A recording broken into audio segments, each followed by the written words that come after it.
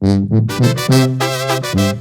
de nuevo su compa el Lobito Sánchez y hasta Betania, Jalisco, sí señor.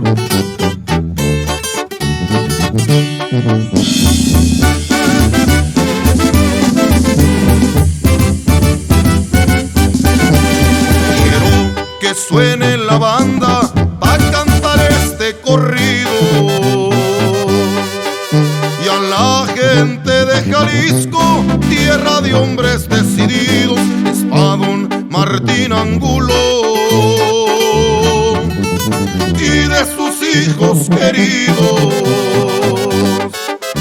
Betania, tierra bendita, tú das hombres de verdad. El señor Martín Angulo, hombre derecho y formal, para muestra están sus hijos.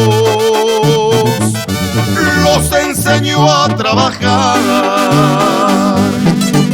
Los hijos de don Martín, aquí los voy a nombrar: Jesús, Diego y Ezequiel, pues don Angulo Guzmán. Y en tierras nayaritas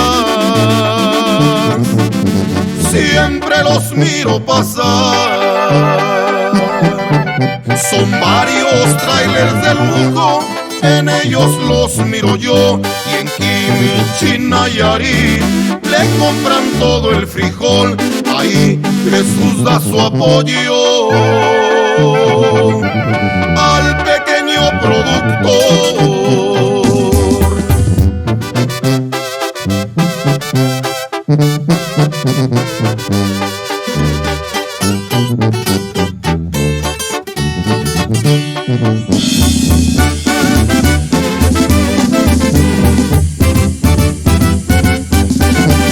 Los trailers van bien cargados y los cortan por igual.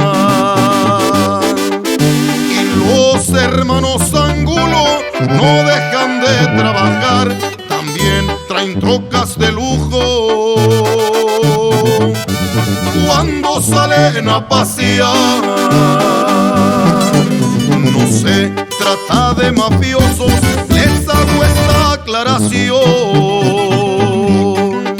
La fortuna que ellos tienen, compra y venta de frijol, surten a varios mercados en parte de la nación. Hasta Betania, Jalisco, vuela pájaro silvestre y cantan este corrido a toditita su gente de Chuy, Diego y Ezequiel. Tres gallitos de Palenque.